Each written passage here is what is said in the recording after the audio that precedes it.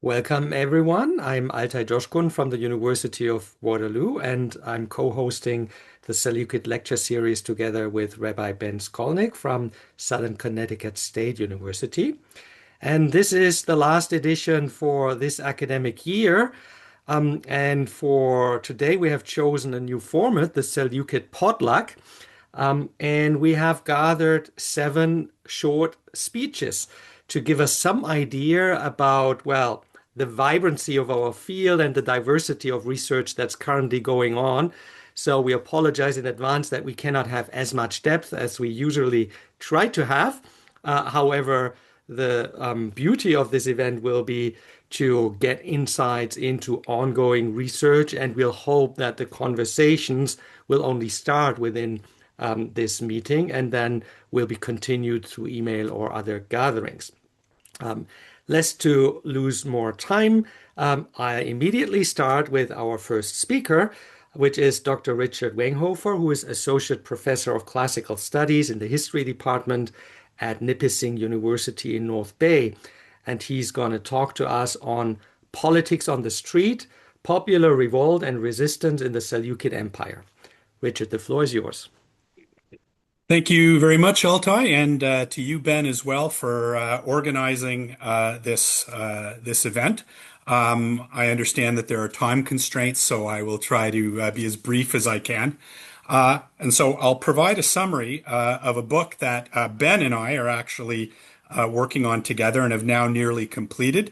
Has the working title of Politics on the Street, Popular Insurgencies in the Seleukid Empire.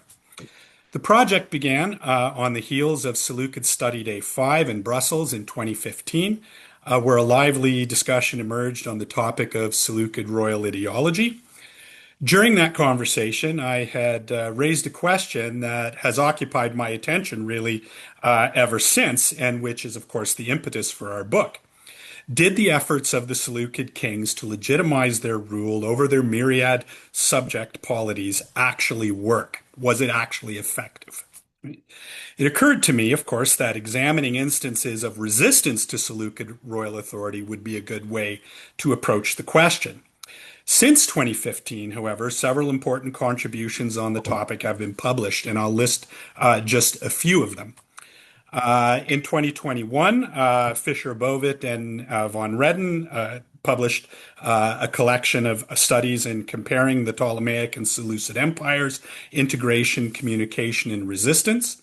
In 2022, Paul Kosman and Ian Moyer similarly published a collection of articles in Cultures of Resistance in the Hellenistic Empire. Also in the same year, 2022, Eva Anagnostou Leotides and Stefan Pfeiffer published an important collection of articles in Culture and Ideology under the Seleucids on Framing a Dynasty. And of course, finally in 2023, Altay and I published a collection of papers in Seleukid Ideology, Creation, Reception, and Response. Each of these collections, of course, explores the social, cultural, and political entanglements of the Seleukid dynasty with local elites comprising the Seleukid dominions. And of course, some of these address the question of resistance there too. With a few exceptions, however, most of the contributions in the collections I've mentioned dealt with what we might call non-confrontational forms of resistance. Indeed, aside from the now voluminous work on the Maccabean revolt, little has been done on other violent insurgencies throughout Seleukid history. The one exception to this, of course, is Boris Hrubazik's important contribution, which had a great influence on the work that we've done, I should say, Kings and Usurpers in the Seleukid Empire, The Men Who Would Be King, which came out, in fact, in 2016, excuse me. Though Hrubazik doesn't fully explore this question, implicit in his argument is the importance of understanding the relationship between the king and the usurper, king or usurper, I should say, on the one hand, and the mass of their subjects on the other. And this is where our book is a departure from the previous scholarship. We've undertaken a study of insurgencies from the bottom up. It stands to reason, of course, that you can't have an insurgency without insurgents. And so this is the purpose of our bottom-up approach. Excluding what we've called the subaltern classes from any analysis of insurgencies only presents us with half a picture at best. And I'll provide one very brief example here to illustrate the point. In 281 BCE, shortly after his victory at Corupedion, Seleucus I was preparing to cross into Thrace and Macedonia when he was assassinated by Ptolemy Caraunus. Memnon, who provides us with the fullest account, notes that Caraunus forced the army to declare him king. Our question would be, how was Caraunus able to force them, right? How did he actually get away with this? Strangely, most of the modern scholarship has hewed rather closely to the primary sources and simply proffered Caraunus's own ambition as an explanation. Sherwin White and Kurt, for example, simply put it down to the opportunism of the age, quote unquote. This is obviously problematic. Caraunus couldn't have simply forced an army to obey him. Rather, Caraunus must have known that Seleucus's troops were already ill-disposed toward him. And so our explanation, or our exploration, I should say, into this episode reveals that there were actually rumblings of discontent and even mutiny shortly before Corupedion. The rank and file soldiery, who we include among the subaltern classes, were thus clearly an important protagonist in this story, as they were, of course, in all the other insurgencies that we explore in our book. Our ancient sources, however, take very little notice of these subaltern classes or grant them any agency when they act. Typically, they're described as either duped by rebel leaders, or else they're dismissed as fickle as to which king they might wish to follow, or simply dismissed as criminals or brigands, and that's if they're mentioned at all. And so we've attempted to recover the role played by these subaltern classes in the numerous revolts and rebellions that are peppered throughout Seleukid history. And to do this, we've undertaken a close reading of the historiographical evidence on revolts, looking for tensions, contradictions, non sequiturs, and gaps. And we use both Greek and non-Greek epigraphic material to try and fill in those gaps and resolve the tensions and contradictions where possible and appropriate. We've organized the book into 6 chapters along geographical lines, focusing on popular insurgencies in Asia Minor, in Syria, with a special focus on Antioch, a chapter on Jerusalem and Babylon, which we analyze comparatively, and finally Persia, Media, and the Upper Satrapies. We've identified 3 different kinds of popular revolts: mutinies, acephalous revolts, and revolts that galvanize around a leader, though these often overlap. The boundaries between these types of revolt are rather fuzzy. Further, these revolts, we've noted, are never ideologically motivated, but typically have practical aims such as security of person, property, or wealth, and the ability to live under one's own customs or laws without interference from a king. Furthermore, the masses, as I've already noted, had agency and acted in their own interests. Often those interests were not always aligned with those of their presumed rebel leaders.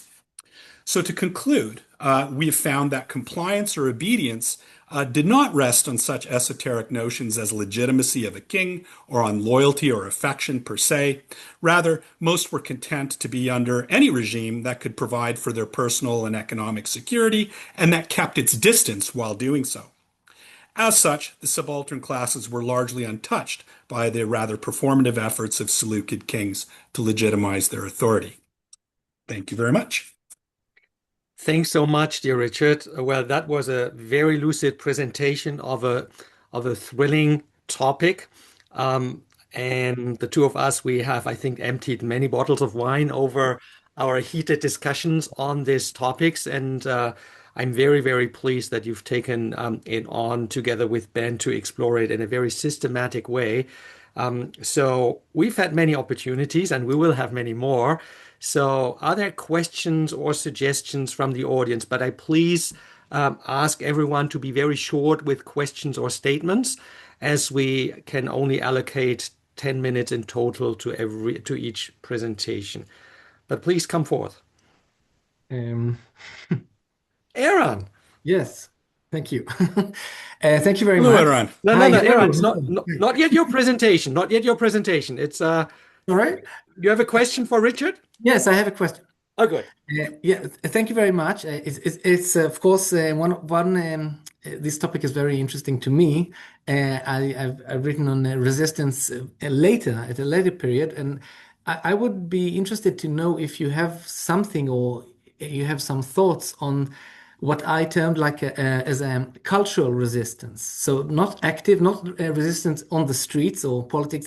The title, the working title that you gave to your research, but some kind of a subtle, maybe more subversive approach, or so it's a form of resistance, but it's not political. It's not active resistance. It's more of literary resistance, cultural, something like that. Yeah, so it's interesting you mentioned that. Of course, Paul Cosman and Ian Moyer's book addresses specifically this, and they're building on the work of S.K. Eddy's Mhm. uh, uh, publication in 1961 on, again, precisely that, cultural forms of resistance, perhaps in the form of literary production, religious resistance, prophecy. I myself, well, in our 2023 volume, published on the use of diplomacy and diplomatic language, and particularly the language and rhetoric surrounding how cities approach kings. To utilize the ideology of kingship against the kings themselves to basically try to keep them at arm's length. So there is a proliferation of scholarship now on this topic. So I would really recommend. I'm sure you've already seen Cosman and Moyer's book, but yeah, there is a considerable amount published Oh, on this. that, We also, incidentally, do include in the final chapter of this book an overview of those sort of non-violent forms of resistance. excellent. Thank you. Michael, one more question. I mean, I guess this is more of a provocation, but you started by talking about the politics, the dynasty's extensive attempts to legitimize itself. But I guess, are they just bad at it? I mean, is there a sense that the chronic resistance that we know tears this kingdom apart after a couple centuries, is this actually a failure of the underlying premise of Seleucid legitimization? Can I take that, Richard? Yeah, go ahead, Ben. Okay. Well, in a certain way, yes. But, every king was different. Some were better at it than others. Some were horrible. They just didn't treat their people right. But think about it this way. The Seleucids actually lasted a long time, right? And this is the kind of thing that Altay talks about when he works at it from the other side.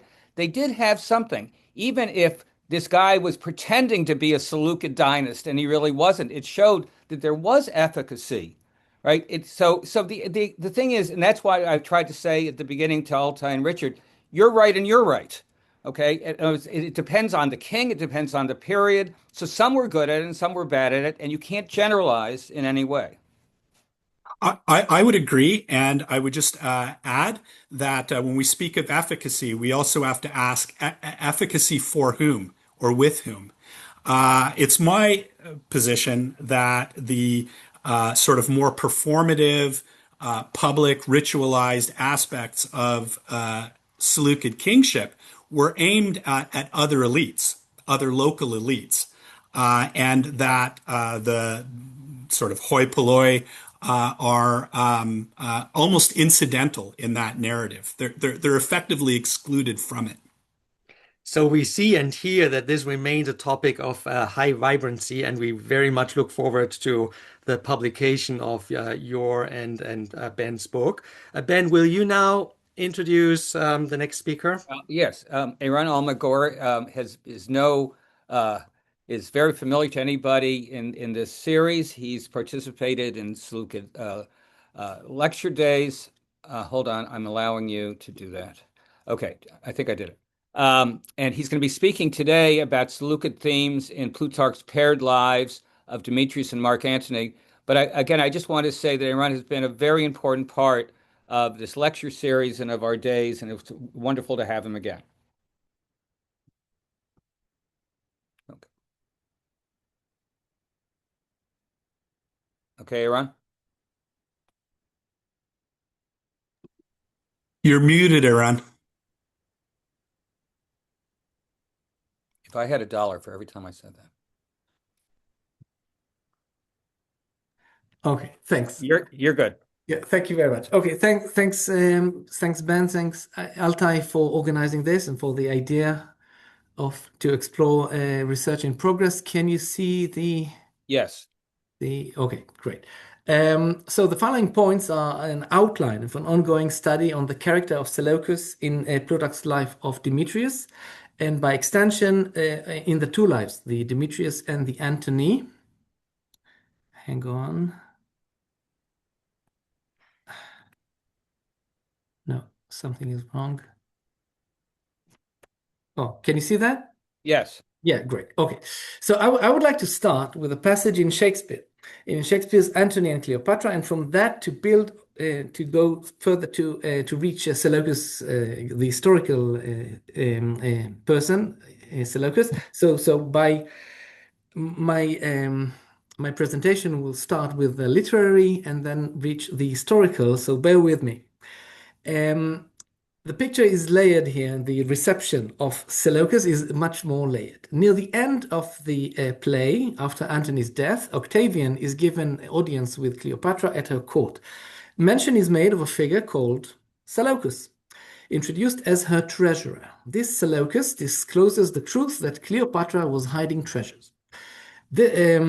To which revelation Cleopatra is shocked at the ostensible betrayal of her courtier and promises Octavian that she only kept the treasure to gift Octavia in Livia. And Octavian deduces from this information that Cleopatra wished to keep these for herself. Therefore, Octavian appears to have the impression that Cleopatra wished to live. He then lets her be, and this interlude gives her the possibility to commit suicide instead of being taken as a prisoner and being paraded in Octavian's triumph. Now, this scene and the very sequence comes almost exactly from Plutarch's life of Antony. The audience scene of Octavian and Cleopatra is in chapter 83. Here again, we find this Seleucus, and Cleopatra's reaction is even more dramatic. She springs up, seizes him by the hair, and strikes him. Again, we see that Octavian believes that Cleopatra desired to live. He then leaves and goes away. Then Plutarch concludes, and that's the bottom of the slide. He supposed that he deceived her, but the truth is that he was rather deceived by her. And the Greek the expression is prettier than the English one. This means that if we did not get it ourselves, that the whole scene with Seleucus was orchestrated and successfully so. So it implies that this courtier, Seleucus, was instrumental in providing the Egyptian queen with the opportunity to make a final act of control over her life by ending it. And this gives this Seleucus a role in actually ending the Ptolemaic dynasty. Now, nothing is known about this treasurer. That's the only thing, the only research we have on this character in the Pauli di Sova Real Encyclopedia. The name Seleucus is given to this courtier, the name comes only from Plutarch. It does not appear in the Livian tradition as preserved in Dio Cassius or Florus. And I would dare say that it is not beyond Plutarch to give this name to that minor but consequential figure. By giving this name to this character, Plutarch probably intended his readers to recall the Seleucus of old, who appeared in the third biography of Demetrius. But whether the name was Plutarch's invention or not, one cannot deny the obvious parallel in the two biographies. Seleucus, the great Seleucus, brought about the end of Demetrius by imprisoning him and leading him to gradually take his life. The Egyptian courtier Seleucus indirectly gave Cleopatra time to take her own life. However we look at the scene, it is as if Seleucus is making a cameo appearance in the second biography and has a role in terminating the Ptolemaic dynasty, the longtime adversaries of the Seleucids. Indeed, it is an improved part, since Seleucus the Great was unable to end Demetrius's dynasty, which survived for a few more generations. But Plutarch's artistry does not end here. It is amazing that this minor character, Seleucus, located at the end of the life of Antony, leads us to reevaluate the figure of Seleucus the king and gain a better apprehension of him. Since time is short and I don't know how much time I have left, I will mention only a few points and then introduce another complication. We saw that this courtier was apparently part of the ploy of Cleopatra. Ostensibly, he was treacherous, yet in fact he was loyal and he did her bidding. In one and the same action, he was both loyal and disloyal. One action thus has two conflicting interpretations. Or to put it differently, his one action could be interpreted as meaning one thing, while we as audience bear in mind the opposite significance. Now, this significance, this understanding, is in fact one of the themes of Plutarch's Pair of Lives.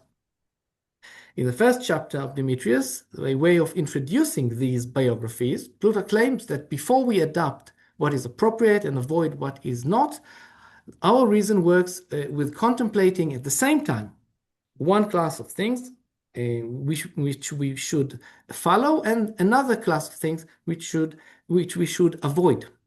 This is the reason given to the presentation of the two bad instances in the series, like Demetrios and Antony. So we have to contemplate at once both possible ways. And I claim that in this biography, the key to Seleucus' success in the Demetrios is his ability to contemplate or to be presented as contemplating two possible ways at once, while Demetrios does not do that. So that's the point that I'm trying to make. And I don't know how much time I have left for my presentation. Please let me know. Okay. How about another minute? Another minute. Okay. So I'll move very quickly to the point I was making.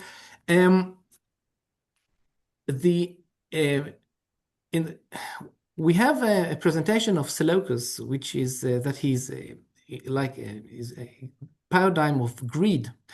And this is what is the impression of the narrator and, of course, of certain scholars like Duff, that Seleucus is made into a paradigm of the dangers of greed. But this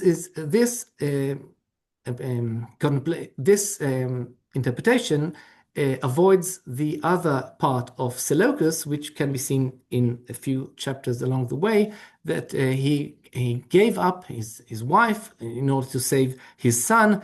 The famous story, which I will not relate here. But so when we see one dimension of Seleucus, we get the wrong impression. We have to see both parts, or to contemplate the two possible interpretations of his act. And this very story of Seleucus, Antioch, and Stratonike exemplifies this, because in the one and the same action, Seleucus betrayed Demetrios by giving up his daughter. It was here Demetrios learned that his daughter was no longer the wife of Seleucus, but now is the wife of Antiochus. So in one and the same act, Seleucus was both disloyal to Demetrios, but loyal to his son. And if we recall, this is exactly the scene that we learned in Antony and about Cleopatra and the figure of Seleucus there. So there's more to this study, but this will be suffice for this presentation. So thank you very much. Thank you very much, Eran. Okay, if you could stop sharing so we can see everybody. Hang on. Okay. Are there? Thank you very much. I know this is very hard, what we're asking people to do to summarize a lengthy presentation, but we'll look forward to the lengthy one. Would anybody like to ask a question or give any feedback? I would ask a question if Okay. no one else. Can I get Paul first? Oh, sure, yeah. Okay. I'll throw this off. This is not in the context of Plutarch's account with Cleopatra specifically, but rather in thinking about the Ptolemaic interaction with Seleukid royal names. On the Mhm. one hand, you can find all sorts of people named Seleucus or Antiochus in Ptolemaic service. But the one that I think is most interesting is the eponymous priest of Alexander in about 238 BC, if I'm remembering correctly, is Seleucus, son of Antiochus. So it is a courtier, I assume, with the exact regnal name of the ruling Mhm. Seleukid king. And so, just as a potential connection, I don't know if you'd speculate anything there, but that is within a period of great crisis in the Seleukid state, and the eponymous priest has the same name as the Seleukid king. So it's an interesting connection. Yeah, thank you very much for this point. Yes, of course. And but my point was to was started from the literary and then proceeded to the historical. But yes, of course, you're right. And so your point is more establishes the fact that Plutarch did not invent the name, but found it in his sources. So that's of course we cannot be sure. There's also another Seleucus in the story. I didn't want to complicate the matters, but yes, of course, but you're right. Thanks for the point. Yes. Okay, Altay, you wanted to say? Well, a quick question. Should we really understand Plutarch's comment on Demetrius noticing or learning about the new marital arrangement as kind of criticism, betrayal, or disappointment? I think the presentation is very neutral here, and historically, it's very difficult not to see the advantage that, in fact, Stratonike was given the assurance that she would become the mother of the overnext king, rather than probably ending up in a family feud and potentially being murdered off with her offspring by Antiochus, who was already being promoted as the successor. He was grown up very close to his father, had commanded the cavalry at Ipsos, so he was in that position, and so on. So uh, it's mainly a question about how should we read Plutarch's presentation. Um, Well, the choice, the narratological choice to present the story from the perspective of Demetrius, he learned of this fact and then proceed to relate the story itself. Gives us his perspective of the event, and his perspective is that she is no longer the wife of Seleucus. So there's that. So there's his own impression of the event, and it is of course it problematizes the event itself, but while you give Demetrius the perspective, she shows when you show his perspective of the event, then you have to assume that he wasn't very pleased about it. So that's one interpretation that you could pick up from this sort of the narratological choice. There could be another choice to tell the story, to relate the story, but when you narrate it in this way, you have to address his position. Okay, That's we have okay, time for one more question. I think Richard wanted. No, no, we have no more time. no, we are already Not quite even for beyond. Richard. So sorry, Richard, but thanks for this. I think I accept your narratological argument, which is to be distinguished from the historical analysis. So that was very clear. We move on to our third speaker, which is Ben Davis, who holds an MA and is preparing his PhD thesis at Cardiff University. And many of us got to know him as a very engaged young scholar at Utrecht University at the last Seleukid study day in November. And he will talk to us about cultural combined arms in the Seleukid army. And I'm now sharing his slides.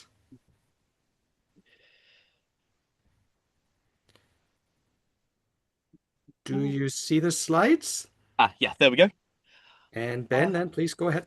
Okay, thank you very much. Obviously, big thank you to Altay and Ben for giving me the opportunity to talk about my PhD thesis. So as you see here, it's a cultural combined arms in a Seleukid army. If we head to the next slide. So my thesis is split up into three topics. So we're looking at Seleukid recruitment, the Greco-Macedonian military influences within the Seleukid army, and, well, I refer to it as non-Greco-Macedonian influences.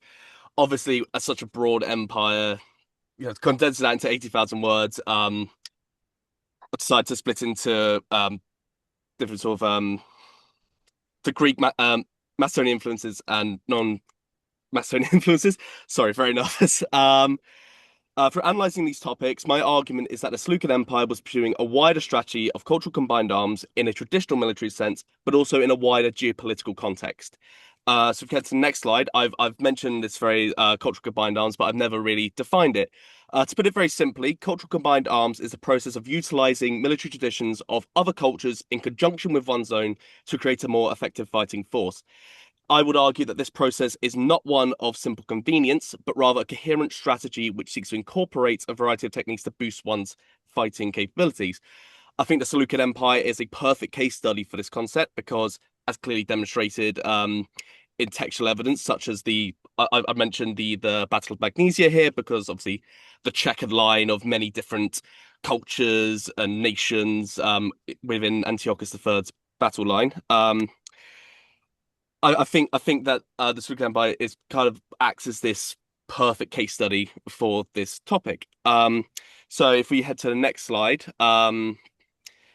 so obviously you have to ask the question, well, what does this look like? And I think it's already been previously alluded to. So Seleukid cultural combined arms is represented by the sheer scale of diversity within the Seleukid army, while simultaneously being rooted in the overall strategies of Philip II and Alexander the Great. The fact that these new contingents were utilized very much in conjunction with the more traditional phalanx, the traditional tactics, things like hammer and anvil, makes it acts as a display of the notion of cultural combined arms, creating a more effective fighting force through diversity of the Seleukid army. So if we go to the next slide. Now this one is where I've been. I think a lot of my research has kind of led me down this rabbit hole very much over the last few months, and that's how did the Seleucids pursue cultural combined arms? And I'd argue, as our understanding of how the Seleukid state operated, expands, it's clear that due to the decentralized nature of rulership, that we cannot separate diplomacy from the systems of recruitment. I would argue that in each level of Seleukid recruitment, whether it be alliances such as these for example, Seleukos, if we look at obviously we look at like the military settlements, obviously that's been very much heavily debated. And if you look at sort of the larger scale, look at things like satraps, strategoi, it is clear that in each level of Seleukid recruitment, there is a working relationship between the monarch and the clients who provide military service to the king.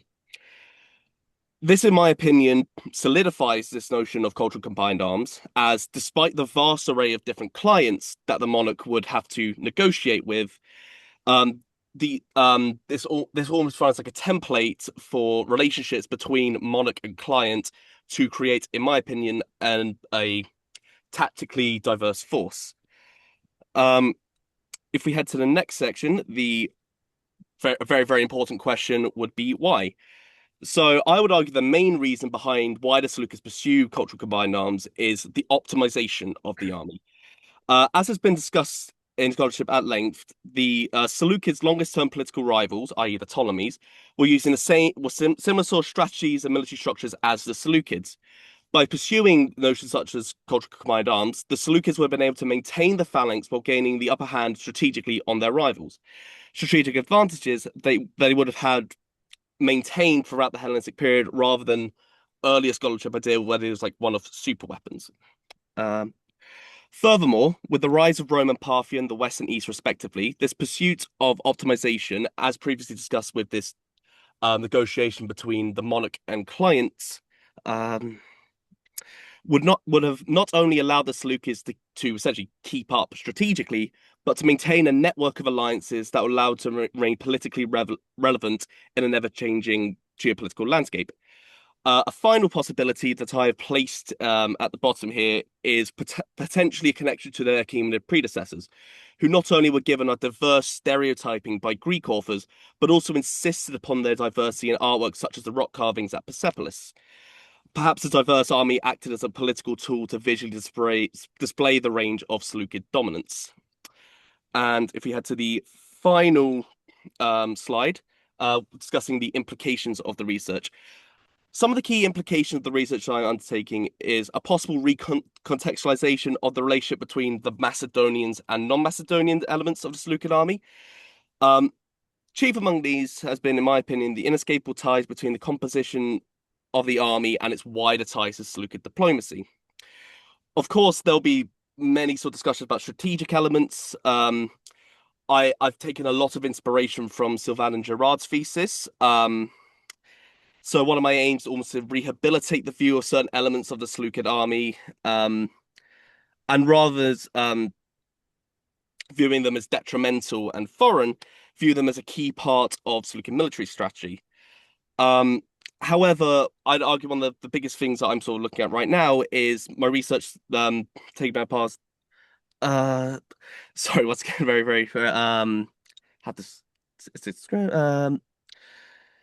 So I think one of the things that really sort of I'm very much finding at the moment is the ties between military recruitment and way the military presented itself and wider elements of diplomacy. One certainly reading Bar Kokhba's very much seminal text on the Seleukid army, a phrase I kept coming across was the notion of unreliable allies, which I personally don't subscribe to. I would argue that certainly if you look at situations like Bactria or Antiochus VII's interactions with Jerusalem, I would say that actually looking at it, there are consequences for allies being unreliable. So therefore, I think we need to look at it a bit more nuanced than certain elements of the, so for instance, I mentioned the cataphracts, certain elements having to be, for instance, like a cavalry reform, rather than looking at it like that, looking at it from a state of, well, okay, could they have been allies? I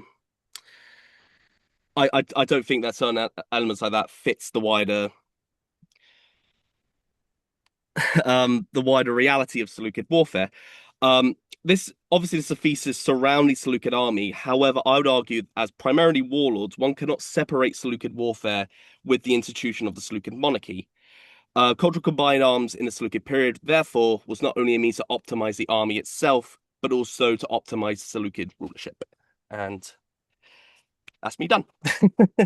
Thank you very much. That was a neat ending. I'm sure there are questions or comments by more qualified colleagues.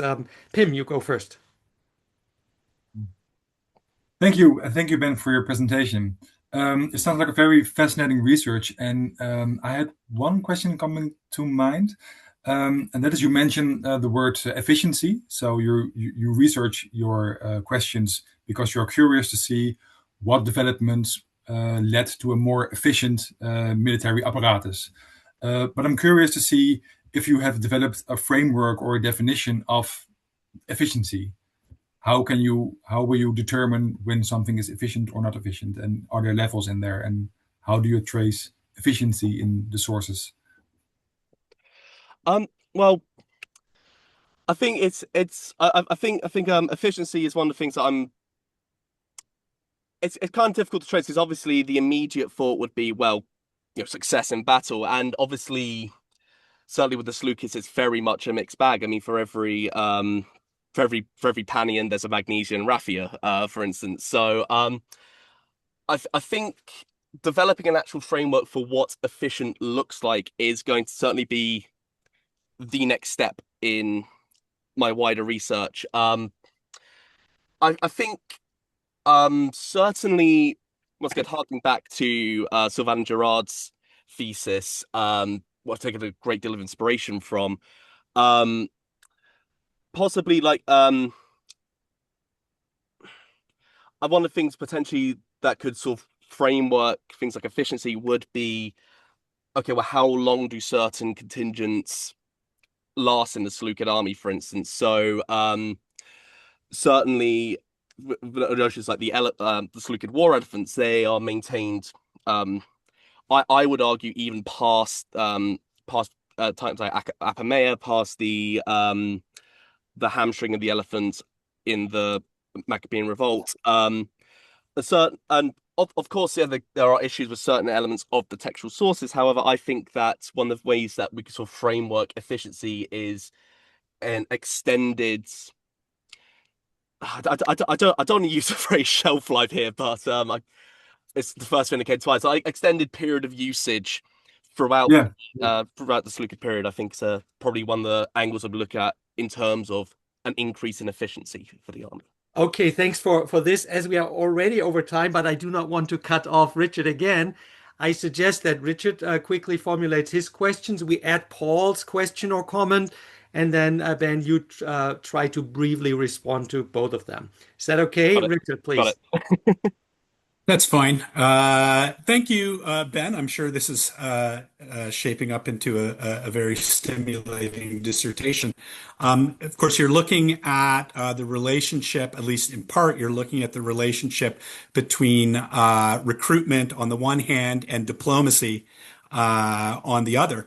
And I'm wondering if you've explored the pattern of troop distribution in this particular context, right? So soldiers raised in one part of the Seleukid Empire then being used or deployed in another part of the Seleukid Empire, because I think this impinges on the question of diplomacy in a very considerable way. So I just wonder if you've given any thought to that. So Stop. And now, Paul. Sorry. We have to be efficient because we are really already over time. Yeah, Paul? my question was just in terms of this cultural exchange. How are you also thinking about the cultural movement from the Greek world into these other polities, especially through and in this case, I wouldn't even say necessarily Greek. I mean, you could talk about the spread of Macedonian equipment, but Galatian equipment, the Thurios, becomes practically ubiquitous off in media in Armenia and other places. So how are you considering the panoply and its cultural value in this cultural exchange? I think in terms of the panoply, interestingly enough, it's one of the topics I've sort of come across like a lot, certainly in this context, is obviously the theory of Romanization. I would argue certainly the panoply making its way across Asia, make its way into the Seleukid army. I would argue that yes, panoply very much is involved with this notion. Oh, sorry, I've been caught up a bit. I think obviously other certain other notions like the one of the things I was looking at was the Neo-Cretans as well, and I think this almost kind of I think almost the best way to almost sort of combine both your comment and Richard's comment. I think that my interpretation of Neo-Cretans is that they were either Cretan settlers who were within the Seleukid sphere, the wider Seleukid Empire. Either that, or they were local, more sort of local populations who were given similar sort of training as the Cretans. So I think in terms of both panoply and where and when, where certain elements of the Seleukid army were deployed, I think that it's safe to say that I had a point, I just missed it. But yeah, it's very much sort of like it's one of the things that's kind of out there in the vague sort of mental periphery at the moment, but I'm trying to tie certain loose ends. And I think certainly in terms of the supposed Roman elements of the Seleukid army, as well as topics like the Neo-Cretans, I think in terms of that there is kind of an argument forming there, but once again, it's very much I'll have to get back to you on that one. Yeah. Okay. Thank you very much, Ben, and great that you got some food for thought for moving on. We also move on to our next speaker, who is David Engels, who resides in Limbourg in Belgium. and his current academic affiliation is with the Institut Catholique de Vendée, but he's a veteran in Seleukid studies and well known to everyone in this group, especially through his work on the Iranian traditions in the Seleukid dynasty. David, please, the floor is yours. Super. Thank you very much. Can you hear me more or less? Yeah, that's okay. Yes, all good, Yeah. all good. Excellent, excellent. So thank you very much for having me to give a little talk about some of the things on Seleukid studies I've been using during these last years, because I've focused more and more from the political issues that had occupied me during these last years to other questions about religious and mystical history. And so I was trying to combine both events, and I wondered about the fact that we all have a certain idea when we hear things like Greco-Egyptian magic, for example, that rings a bell, that we all have an imagination how that kind of syncretistic combination of different magical and mystical traditions could look like. But is there something like Seleukid magic? Probably not, of course, we all know that, but still it might be fun to explore the little bits and pieces that we have in order at least to ask that question, if there is a specific outline of Seleukid magic, or if there are only magical traditions in the Seleukid realm. So this is quite an important question, of course, if we want to understand the intellectual and religious and cultural questions of the identity, of course, of the different peoples living in the Seleukid Empire. So, of course, it's extremely difficult to deal with that question, as we have so many bizarre sources, many of them, very few of them, unfortunately, stemming from the Seleukid Empire itself, as usually. Probably the nearest we come to true magical traditions associated with elements of the Seleukid Empire is, of course, the library of the exorcist Ikisha from early Hellenistic Uruk, with some other bits and pieces here and there. So this shows some of the practices still en vogue at the Hellenistic time.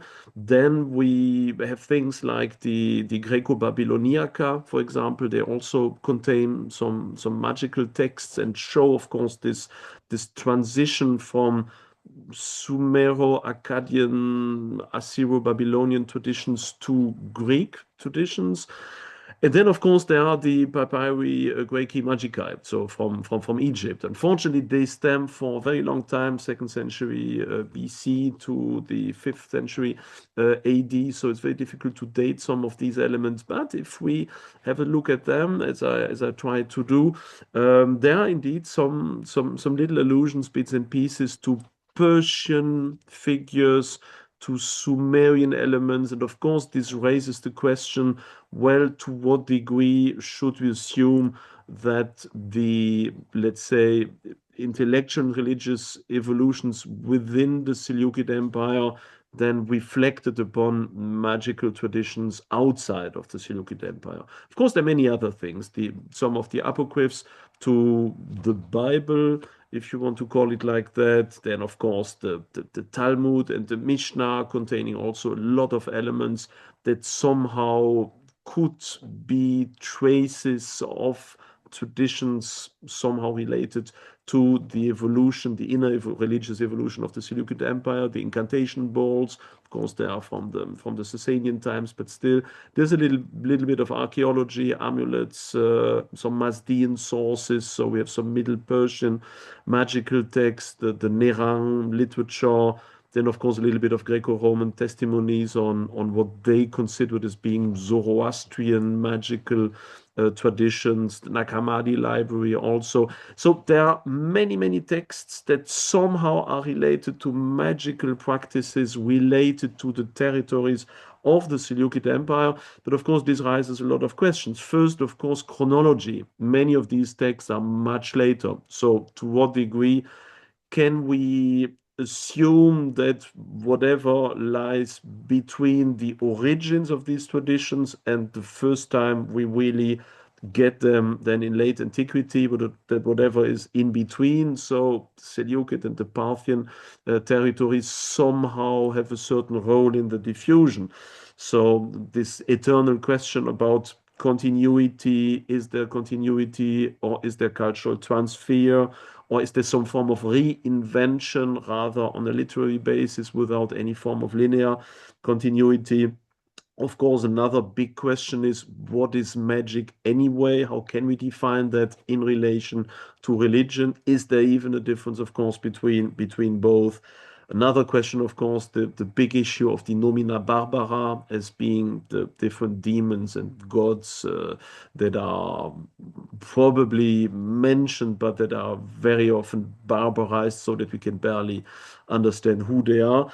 And then, of course, the obvious overrepresentation of everything Jewish in our sources, because it's obviously Judaism that is the main vector of our knowledge and also of a transfer of knowledge. So this is basically the big career I'm trying to have a look at, and not sure if we will really have a lot of really Seleukid elements in there, but I think it's already interesting to ask that question. I'm not the first one to do that, so there is already a little bit of groundwork to be done, but it's an enormous corpus, and I fear that many of our Seleucidists have not yet really realized that this could be an interesting corpus for the exploration of the cultural life of the territories united by the Seleukid Empire. So the 6 minutes, I'm so sorry. So I'm over. Thank you. Thank David. David, you did very well, also time-wise. This is a fascinating topic, and while others are thinking about their question, I shoot out one. You have not included the Babylonian astronomical diaries in your survey. Are they too obvious, or are they potentially even too mainstream for what you try to explore? Why have you not mentioned them in your survey? Because I would like to limit as much as possible the study to real, let's say, classical magical practices. So not necessarily religious frameworks for historiographic or analytic literature, but really for magical practices. But yeah, of course, this is of course one also of the texts that is really interesting in order to see the continuity, the really tethering out of Babylonian practices. But at least from my knowledge, there are some bits and pieces, but is this already magic? Depends on the definition also. I have to resume it probably in a very severe way to a very narrow definition of what magic means, because if not, this could become something like the history of religion of the first millennium, and I wouldn't like to do that. Yes. So, as you indicated, the boundaries between magic, religion, and then, but also soothsaying, they are not so easy. And when it comes to soothsaying, then of course we think particularly of the Babylonians, and then we have astrology, astronomy. It's all very transient. But I remember from some Roman sources that Chaldei are basically equivalent with soothsayers, and that does always involve some magical practices. I am sure, Ben, you have something to ask or to say here. No, but what I think David has done is sort of opened us up to thinking about things. And I thought about Epicureanism in the Seleukid Empire, but I've never thought about this. But there is that problem of definition and narrowing. But I think that what you've done is you've sort of alerted us to make us think as we go through all the things we go through, to sort of look at it with other eyes. I think you've given us sort of new glasses, and I really appreciate that. Thank you. Thank you very much. I think there is a lot of literature that is difficult to date, obviously, but that could open up our view to realities we cannot perhaps with absolute necessity or certainty lead back to precise moments of Seleucid history, but that gives us a certain idea of what was happening probably during these centuries, even though we can sometimes just see the beginning of certain traditions before and where it leads after the Seleucid time, but we can say with some certainty, of course, that much happened within that empire, and that was an everyday reality that, of course, most of our Greek sources are not really interested in, but that was happening anyway, and That has, of course, a clear reflection in Egypt because we have all these papyri that has been lost in the Seleukid Empire, but it could perhaps help also to have a new look at some of the archaeological testimonies, like amulets, especially Yes. with incantation, with demon names. Until now, it was really difficult to date them, of course, because this is so vague. But already, if we could try to bring some form of chronology into there, perhaps some of the material that has not yet been dated or just very vaguely be dated, like first half of the first millennium AD, could perhaps even be older and perhaps be even Seleucid. I do worry about the problem of definition in what you're doing. In other words, are we superimposing our definitions? And I think you said this very well, that you're struggling with that. But I think that's the proper struggle. You know, are we making divisions between these categories that weren't different categories for them? That it was all put together. But you'll figure it out. Yeah, exactly. I mean, even more so as even the boundaries between what we call from our perspective today religions Right. were not that clear. I mean, if you have a look, for example, at these famous incantation bowls that have been rarely even edited or translated. I mean, there are tens of thousands of these incantation bowls out. You can even buy them yourself, basically, through perfectly legitimate auctions online. And most of these texts are not yet edited, and they are a huge treasure for late antique and, of course, Sasanian religious situation. And one of the funny things is, of course, that generally this seems to have been a Jewish thing to Yes. draft these incantation bowls, but very often for non-Jewish public who was quite happy to buy them because even if they were Right. not Jews themselves, they thought, well, it can't hurt to just have one of these incantation bowls in order to fight off the demons, and perhaps the Jews Yeah. might know very well how that works. And the Jewish people often put them in their front yards, right, to ward off things, and also to be when you sell the house. Like there are things today, is it St. Yeah, Christopher or something like that in the front yard? But those incantation bowls, one of the interesting things about the Jewish part is there's continuity, right? yeah. You know, if you so I know about incantation bowls in Babylonia that had the name of God around the bowl, Yud Hey Vav Hey, Yud Hey Vav Hey, Yud Hey Vav Hey, and they found a lot of them in front yards. Okay, Exactly. thank you Yeah, yeah. very That's why much. Judaism is one of the Right. main elements of that study, of course, as you Right. said, because this is where we have this linear continuity. Yes. Yeah, thank you very much for this conversation. Great that you've opened up this new train of thought, David. And I pass it on to Ben. Okay, so our next speaker, I'm pleased to say, is Dr. Paul Giustano, who's from Maxwell. I had a wonderful time with him in Winnipeg last week, so I'm happy to see him again. He's going to be speaking about Death from Hostile Action, A Million Ways to Die as a Seleucid Ruler. Great title, by the way, Paul. Oh, thanks.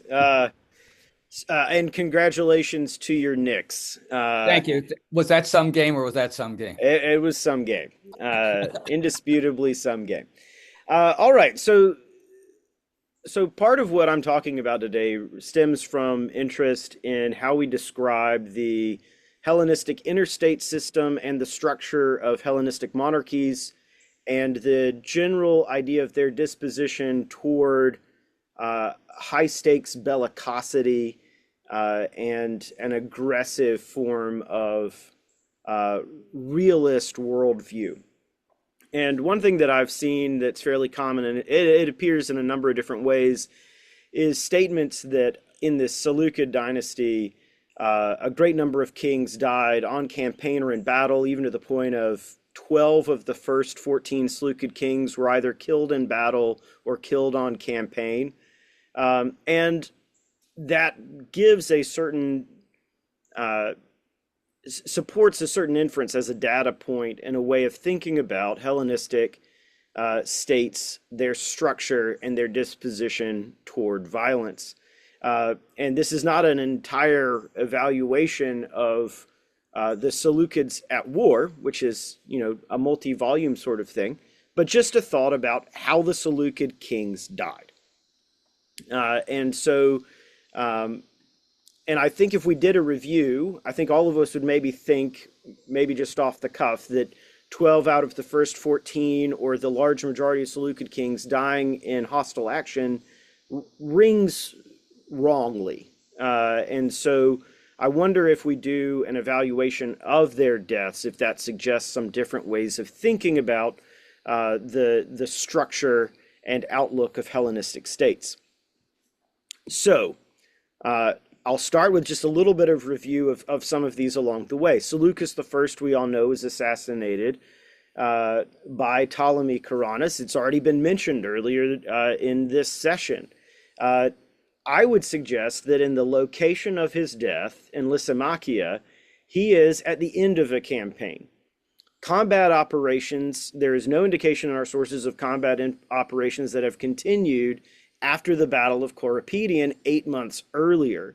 This puts it plainly in the post-combat phase of war campaign, where he is essentially laying claim to things already won.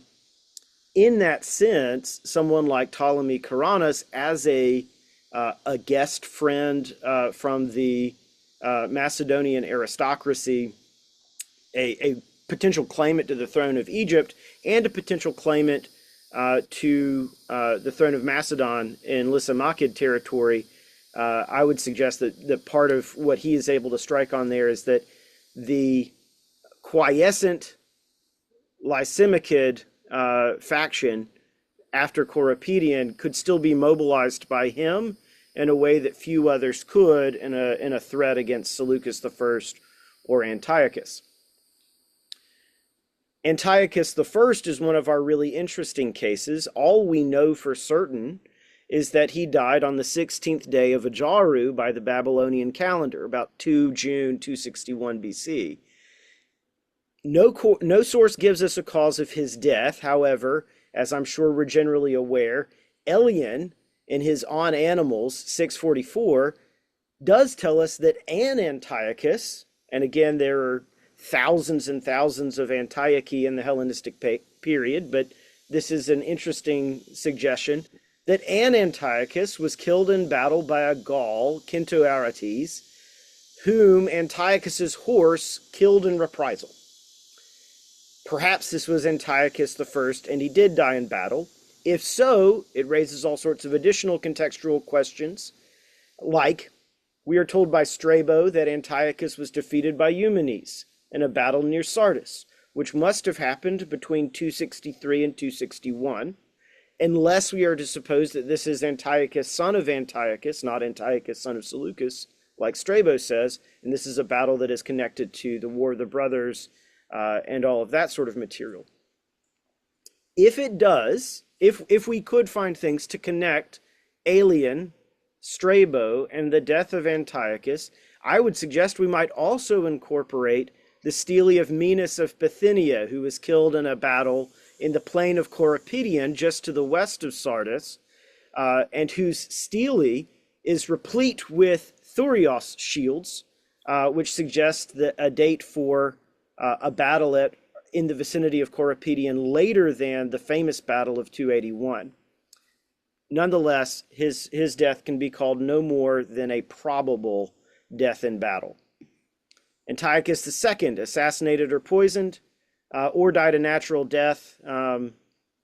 Seleucus II, although he was once thought killed in battle, and perhaps nearly died in a shipwreck, died from injuries falling from a horse, which, for anyone who's studied their medieval history, is a thinly veiled reference to court assassination, as equestrian activity is a popular aristocratic pastime, but there's no clear connection to campaign or battle.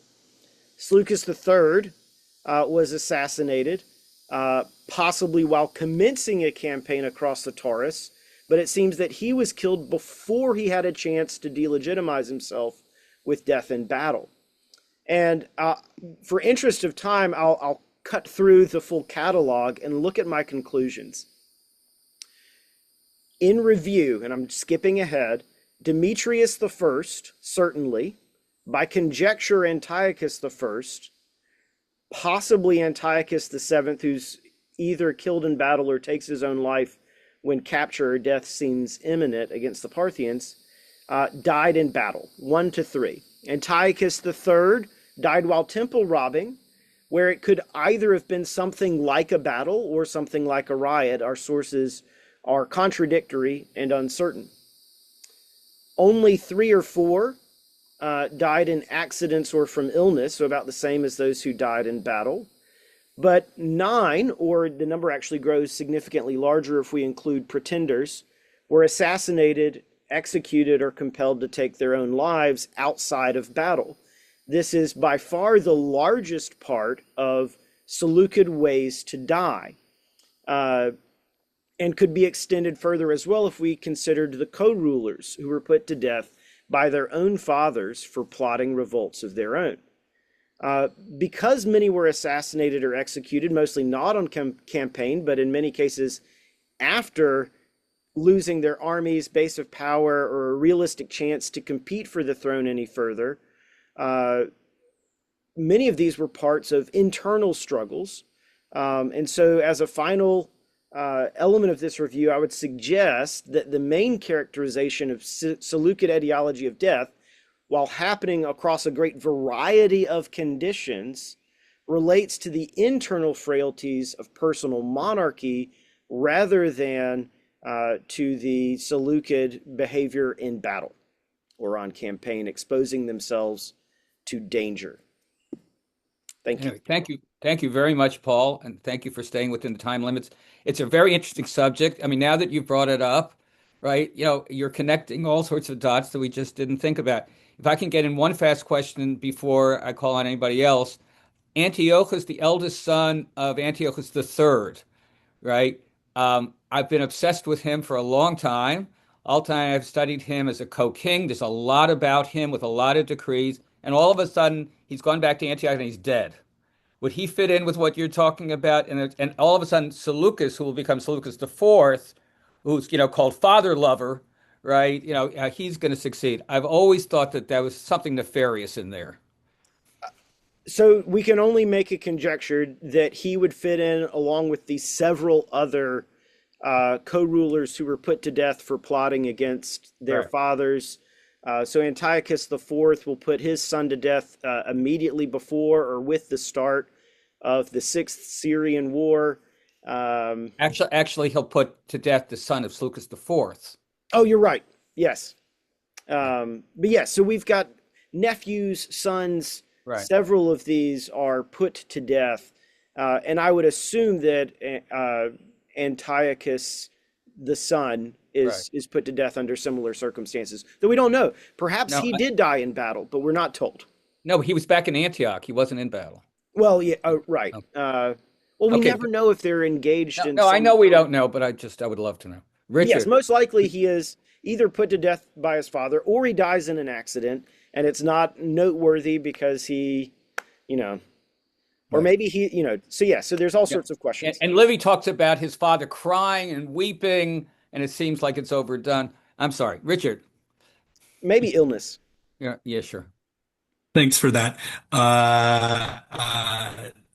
Chris. This was a fantastic presentation, and obviously it overlaps, at least from an interest point of view, with what we're doing. So I think we maybe want to be in touch going forward, because I think you have some very interesting things to say that is relevant for us. You mentioned that in medieval contexts, falling from a horse is sort of a euphemism for assassination, essentially. But just one very minor point I would mention in connection with Seleucus II. That description of him falling from the horse, of course, is actually connected to a battle scene, and falling from a horse is obviously a very real possibility and danger and risk in battle. Right? One can fall from a horse. One still dies in battle, falling from a horse. I'm sorry, for Seleucus II? Yeah. I'm perhaps I misread my sources poorly, but I did not think that his injuries from falling off his horse were explicitly connected to a battle context. I'll have to go back. Yeah, but thank you. Yeah. Okay. Altay? Thanks, Paul. I think great topic, well presented, and you're up to something very useful. So my takeaway will be that we have overestimated death in battle very clearly. A methodological problem is that it's a very big topic in all literary traditions to stylize the death of a king, to stylize the death of a ruler, of a powerful figure, with a lot of moralizing, with a lot of fiction. And you can look at deaths in biblical stories, and where we have an interesting overlap when it comes to Antiochus IV Epiphanes in 2 Maccabees, how he is described as being wasted gradually, and then towards the end of his life, seeking reconciliation with the Jews, perhaps to gain the favor of their God to rescue them from a miserable death. And having said so, it's really a big challenge to tease out what may be historical and what not. And I think you have been very sober in your analysis, say, of the death of Antiochus IV, where you say, hey, that is actually what we have in our fragments, and it's always being taken for granted that the 2 different pieces on the battle against Eumenes on the one hand, and the death against the Celt refer to the same event. I do think there is a high likelihood that they do, but it's certainly not necessary. Where I would contest you, but also based on my literary reflections, is that Seleucus, the son of Antiochus, was killed by his father. I think the evidence does not point into that direction. And Antiochus, the son of Antiochus, I do think if we look at the evidence carefully, we must actually conclude that this was a natural death, and that Antiochus III had not the least interest in getting rid of his beloved son. So that destabilized his rule tremendously. And Livy just follows an anti-Seleukid tradition in a time when it had become standard to depict and distort the Seleucids as, well, a dynasty breaking apart, being driven by hatred of themselves and destroying themselves. And that is something that intruded the tradition through the Ptolemies, who were actually the beginning of self-destruction of a dynasty. Actually, we should seek amongst the Ptolemies and not amongst the Seleucids. That will be also part of my forthcoming book on the Seleukid dynasty. But I think we can agree on the caution that's required when we look at the literary narratives of royal deaths. Yeah, and honestly, the death of Antiochus the son was not a major part of what I was putting together for this. But yeah, I don't think we get a clear answer on how or why he died. And so I'd be very cautious with that one. And generally, I think caution around what our sources say and don't say is merited in evaluating all of this, and then thinking about what we can extrapolate from it is important. Okay, I think we need to move on. By the way, I don't agree with Altay about that. I think there was something nefarious. It doesn't say how he died or why he died. I don't agree. But anyway, we'll go on. But anyway, thank you very much, Paul. And we're moving on to Pim.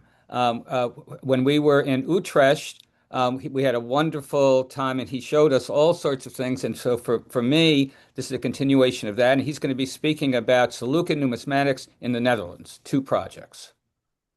Thank you. You can hear me correctly. You can see my yes, presentation? Very well. And we can see everything and hear everything.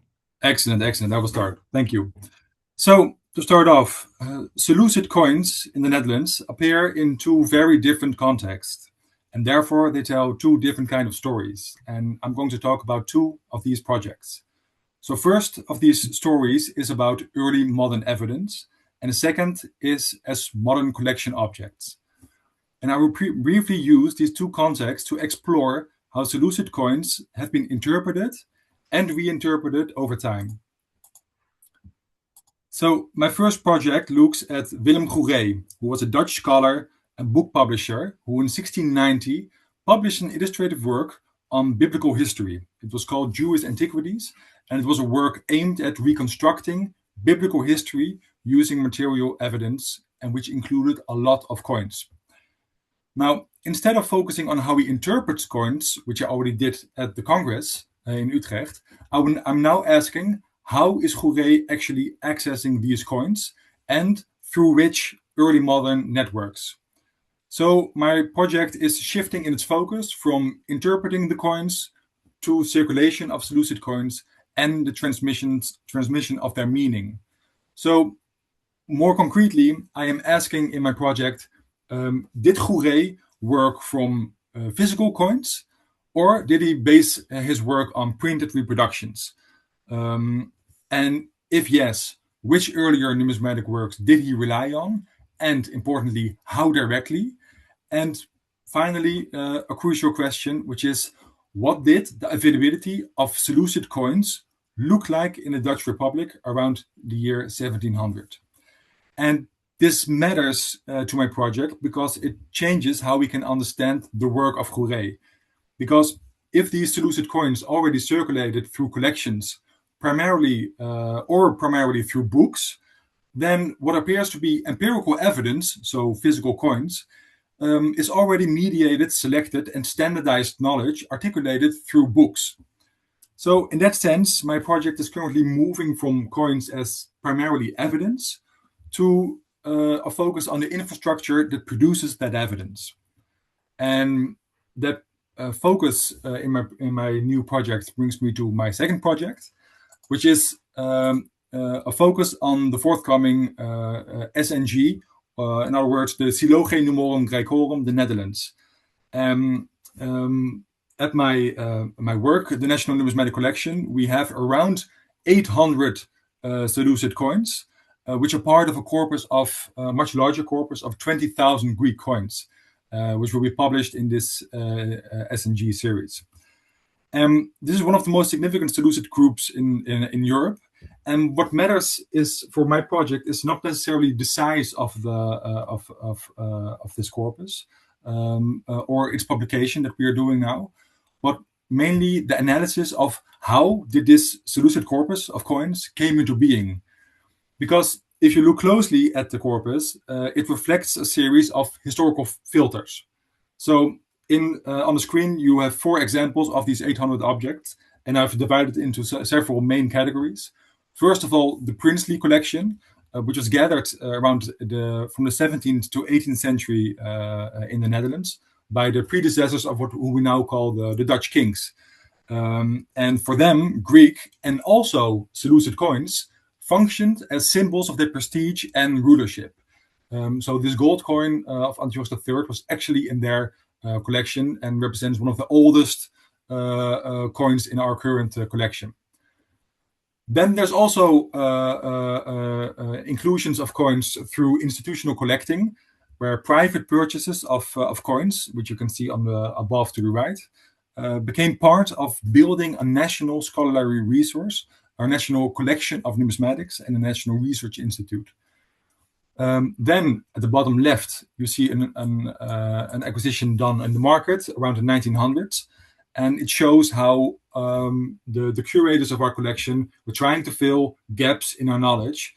And by filling those gaps, they were shaping how we see Seleucid kings today in our collection. Finally, at the bottom to the right, you see also that the collection was very much focused on, or sometimes focused, I must say, in acquiring objects retrieved from archaeology. Unfortunately, we don't have a lot of provenance for the coins, where they actually came from, but in this case, this is part of a coin hoard found in Israel. So the key point of my research is that this Seleucid corpus is not necessarily a neutral survivor of antiquity, but it is a selective reconstruction of Seleucid world shaped by our own modern interests. So the next thing I'm doing is very much methodological. So I'm going to go beyond the given data set and analyze these coins historically through the construction of the Seleucid corpus. So I ask several questions in this project. Why are some kings well represented? Why are others not? Why do some cities and regions dominate? And how has modern collecting, and with modern collecting I mean from the last 2 to 3 centuries, has structured the way we study Seleucid material today? And if I bring these projects together, what emerges is not necessarily a history of coinage, but more so a history of how Seleucid evidence is produced. In this first project, I look primarily at the early formation of that process. How are they accepted as historical authorities? But also, how does coin as a source, as a historical authority, depend on networks, books, and access to this material? And the second project then looks at the later stage. So how do we accumulate these coins in the collection and shape what we study today? So to conclude, the key shift in my work is now that I'm not just asking what can these coins tell us, but more so how did these Seleucid coins become available, visible, and authoritative in the first place, so in the early modern period. And one of the conclusions is that Seleucid history is not necessarily preserved through coins, but it's reconstructed all the time, and coins play a significant role in this. We can ask questions on how coins circulate, how are they collected, and how are they published, but also republished over time. So this has led to my core question, finally. So to what extent is a modern picture of the Seleucid Empire still structured by these early processes of selection and transmission, in this case coins, but I'm looking at the greater perspective here. And in other words, how much of the Seleucid Empire are we actually seeing, and how much of these sources have actually already been shaped for us through collecting, etc. That's in short where I'm working on right now, and I'd love to hear your thoughts on my project. Okay, thank you. Okay. First of all, thank you very much. That was very clear and very lucid, and I especially loved the end. I was thinking about in everything that we do, we're always, if there's such a thing as privileging certain kinds of evidence, we're always privileging coinage. And your question, like you're down into the trees, but then you got back to the forest of, how do we reconstruct history? And coinage is so key. And how does that influence us? You're asking very wonderful big questions, and thank you very much. Would anybody else would anybody else like to respond or ask or give feedback? Perhaps just a spontaneous comment. So first, congratulations, wonderful projects, very valuable. But I would perhaps challenge Ben, not out of revenge, but are coins really the first thing that we want to go to? I would say our first prejudice is literary sources. No, I didn't say we go there first. I say we privilege it. Yeah, so coins are perhaps the second best when we try to produce evidence. And so I think there's a very strong preference that we have, and sometimes it's a very detrimental preference for literary sources. So coins are important correctives, even though they themselves are very one-sided, as I think was expressed very clearly by you. What do they show us? What don't they show us? And when you ask these questions, it's the paradox of coinage. They are inherently two-sided because they're two sides of a coin, but they are very one-sided in terms of being a source. Definitely. That was terrific. So, are there further comments? Okay. So, well, if no one else is asking, I wonder whether you have already, you were mainly describing your project, but still holding back from a hypothesis. Do you already see, well, unless it is this privilege or prejudice that we are speaking about right now, do you see a major conclusion to draw that might potentially alter the way we approach Seleukid, Hellenistic, ancient history as a result of your methodological reflection? Yeah, good question. So I don't have main conclusions right now, but one thing I'm pounding on is when I change the perspective to the history of collecting and the history of numismatics in the first place, you see that in the early modern period, so starting from the 15th century, coins become rediscovered, right? In the Renaissance period, Northern Italy, they discover Roman coins. And they don't just discover and collect them, but they start imitating these coins as well. So rulers are starting to portray themselves for the first time, not primarily as Christian lords, but more realistic, in a realistic way, as Roman emperors did themselves. And I think gradually they started to collect these Roman coins, but also these Greek coins. And they, from this perspective, so like, hey, we see a Roman Empire emperor here, we can identify him. We're also liking this image and we can reproduce it for our own coins. I think that plays a key role in interpreting these coins. So they're already reinterpreting the coins at the moment that they find them, because they say, hey, let's use these coins, not just as evidence, but also as an inspiration for our own money. And I'm really investigating this context because this really frames the way other people also interpret these coins. Because we say, oh, there's this lord in northern Italy, Milan or in Genoa, who is portraying himself as a Roman lord now, because that's the thing here in the early modern period. So it really influences the way we see that. And I think interpreting coins can be very straightforward and one-sided, but it's also so very layered, because one of the key examples we use in our lectures at our work is asking people, what do you see on the 20 euro banknote? So for the Europeans here in this chat, nobody will know what it looks like. Some people know the color, but nobody knows what kind of buildings you see there, because the theme is architecture, but nobody knows. So I use these triggering examples to think about how do people look at money itself. And I think that Willem Gouret, studying the Seleucid coins, he's also used to seeing images on coins that are legal tender at that time. So I think that can definitely play a role in the way he constructs the potential meaning of coins, and therefore the potential meaning of inscriptions or royal portraits, or he has a diadem and he has an eagle on this reverse or another image on the reverse. I think that the contemporary monetary context is very important in our analysis. So that's what I'm working on first, to see how can that influence interpretations. Thank you. That's very good.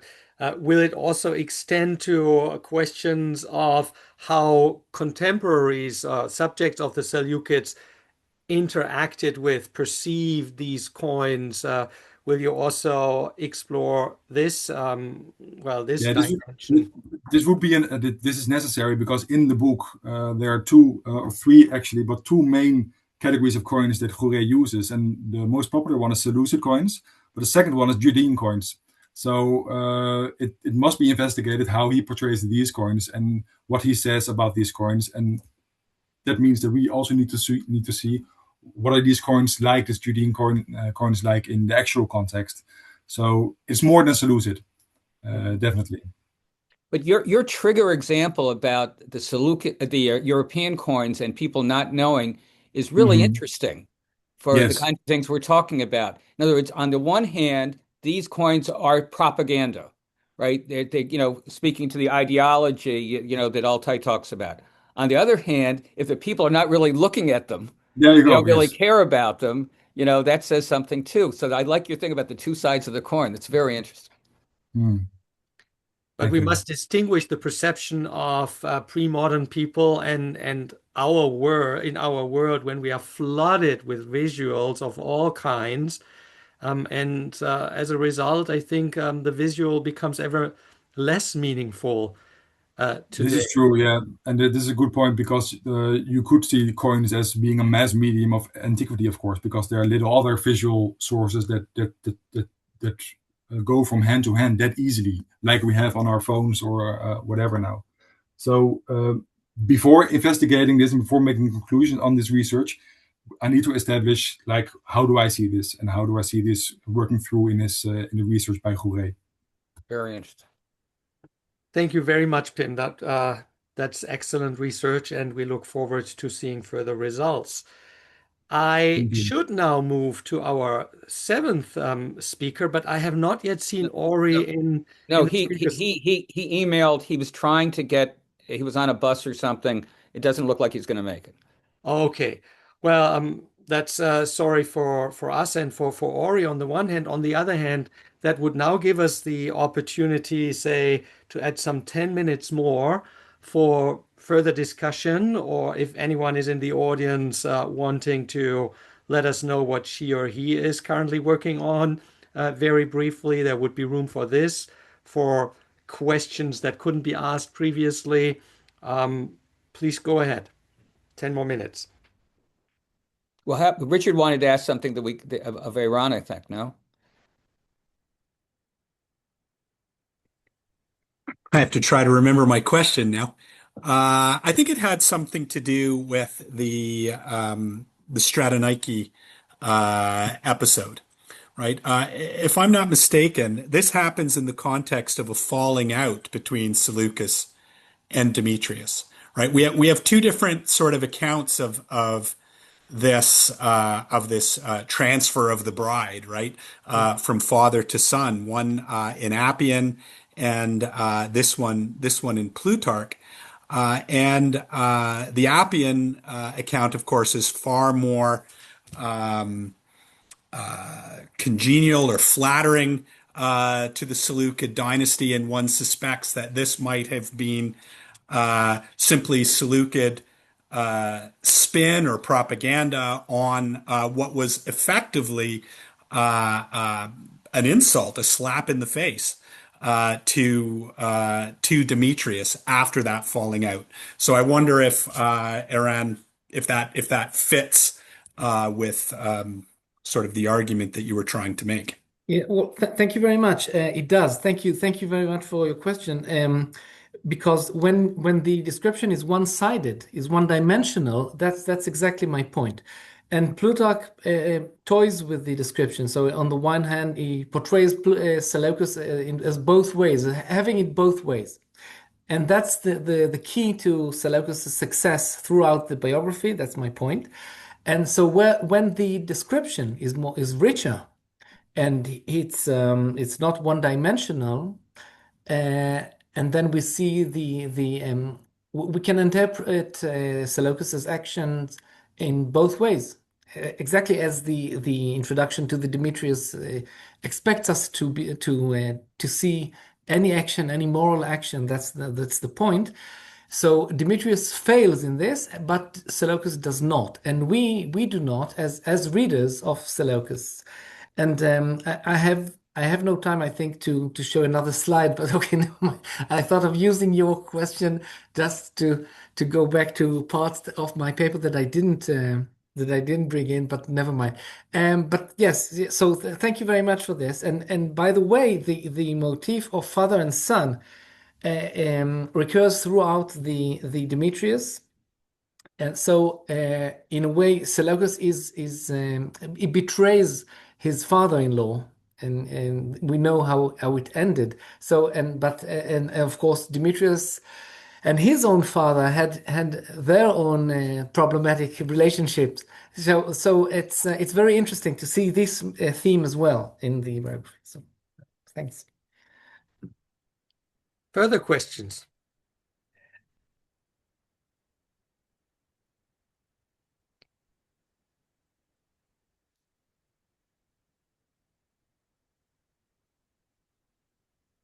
I had, if I may. Yeah, sure. Just one point. It's a minor point, just to Paul. We know from Nippus, the De Regibus, chapter 3, on the death of Seleucus. He has like a series of deaths, like Ptolemy and Seleucus. So it was very interesting to see in I think there were ancient compendia of deaths, just as the highlight of these persons' lives, and they sort of as tools for rhetoricians and authors. They could use these exemplar in their own speeches. So this king died this way, and the other king died that way. So it's interesting. You mentioned alien, so probably it all goes back to these collections of deaths, as you will. So it's interesting to see that playing in your argument, so to speak. Yeah, it is interesting, and I think Alien is probably drawing off some of those sorts of traditions. I know one of the difficulties with Seleucus II is that it is possible, he nearly died, was thought dead, and they searched the battlefield for his body in the battle with his brother and the Galatians and Mithridates of Pontus. But he escaped in disguise with one or two followers. And this becomes part of the whole drama of Phylarchus's narrative, and it's a lot of good soap opera stuff. And I think that perhaps overrides in historical memory some of, you know, if he did die from falling from a horse, that would be much less exciting than dying in one of the bloodiest battles of the entire Hellenistic age where Romans weren't involved. Well, speaking of this genre of a king's death, just a reminder that in late antiquity we have other very famous books. The one that comes to my mind first is Lactantius De Mortibus Persecutorum, about the deaths of the persecutors, where, of course, every single persecutor dies a very terrible death as a divine punishment. Written right after, well, very shortly after Constantine's Edict of Tolerance. So I'm probably written around 315, if I remember correctly.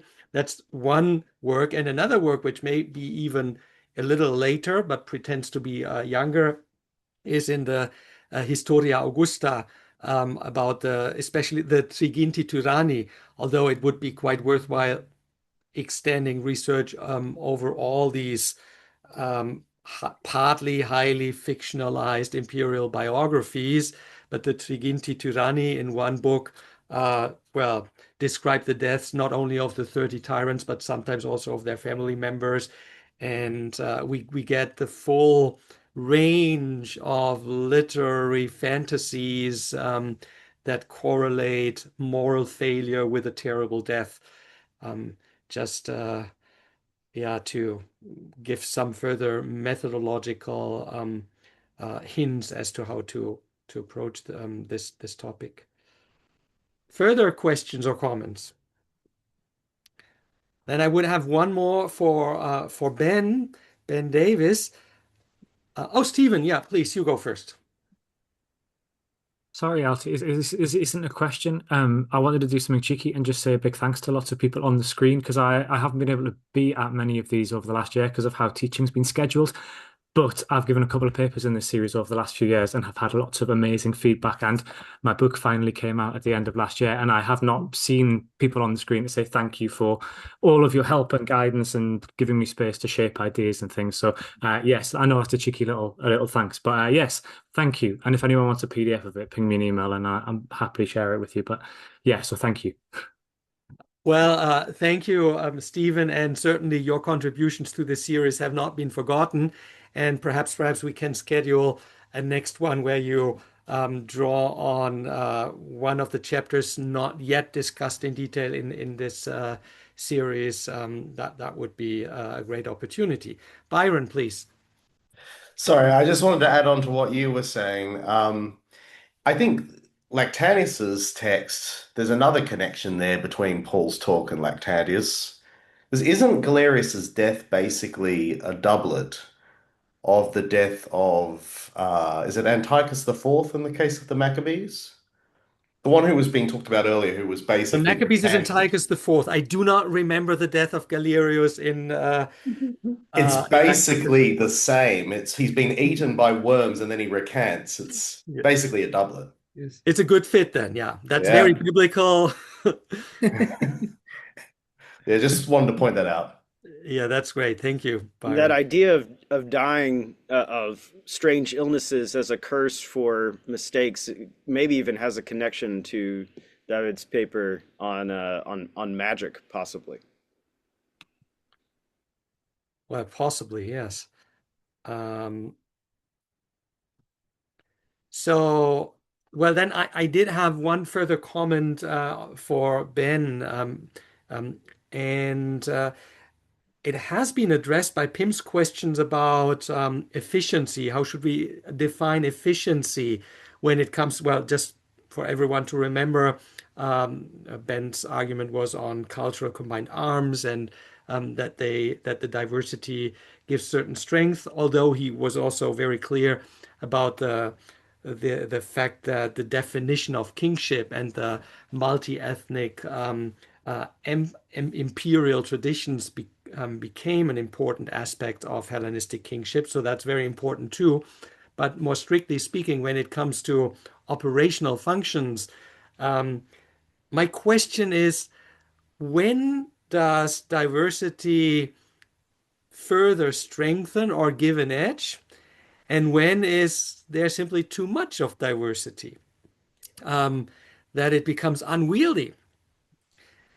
That's one aspect. But then there's also the specific observation that, hey, there are some armies that are not very diversified and they prevail. The Romans.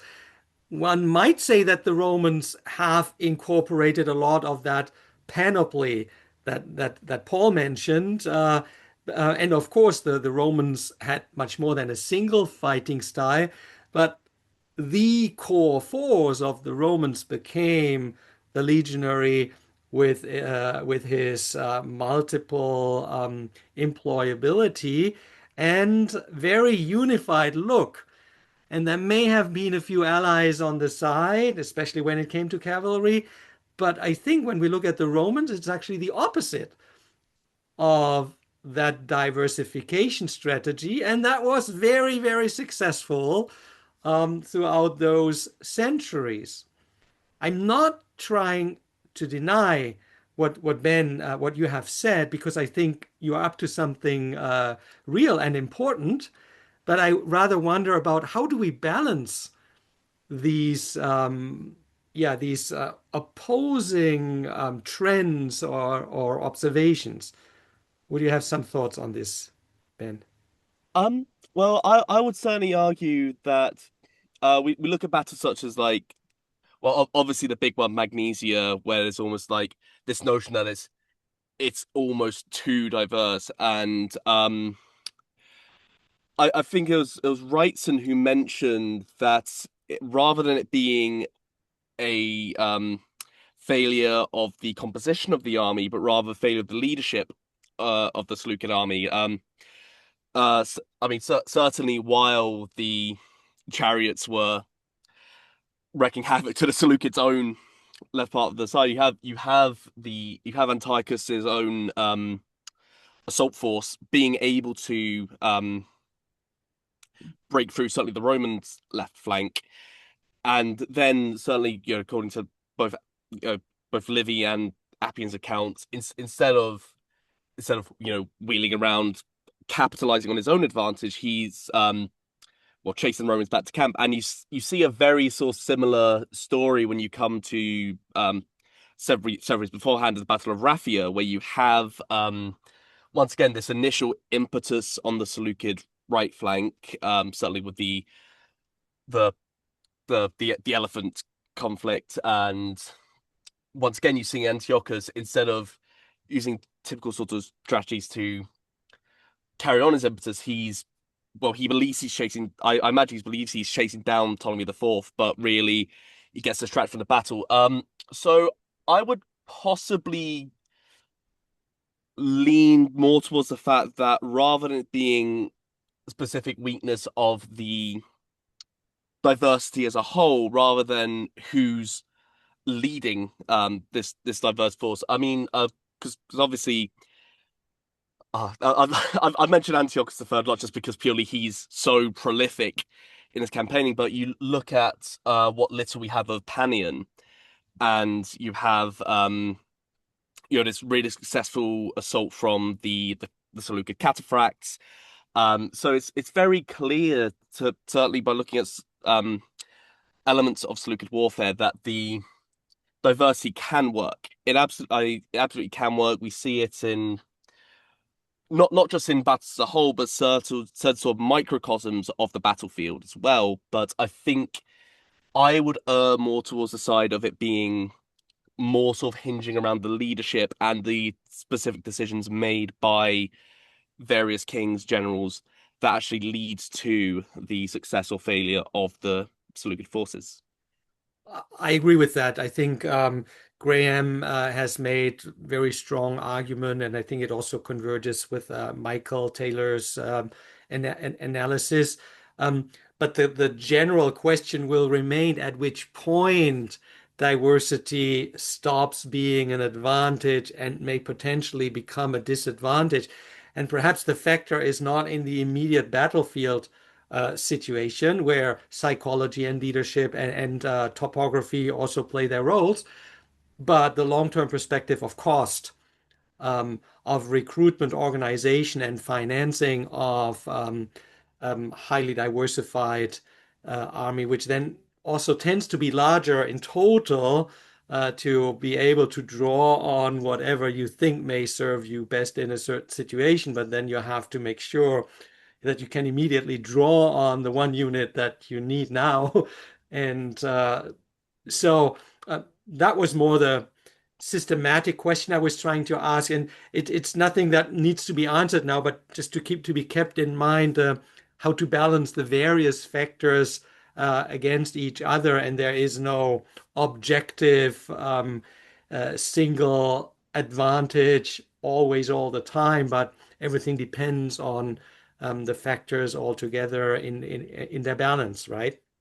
But I think we have really reached the end of our highly stimulating session. Ben is no longer with us. He had to leave a little early because of a funeral.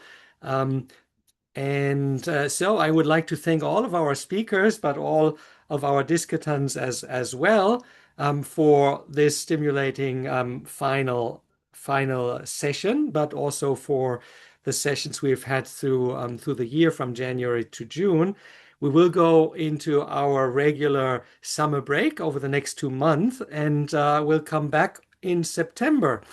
If you want to present one of your arguments in some more detail, please be in touch with either Ben and me, and we'll try to schedule you into the next year for a fuller lecture. So thanks to all of you again, and may you all enjoy a wonderful summer. Farewell. Thanks, folks. See you soon. Thanks all. Thank you very much. Thank you. Bye bye. Thank you. Bye bye.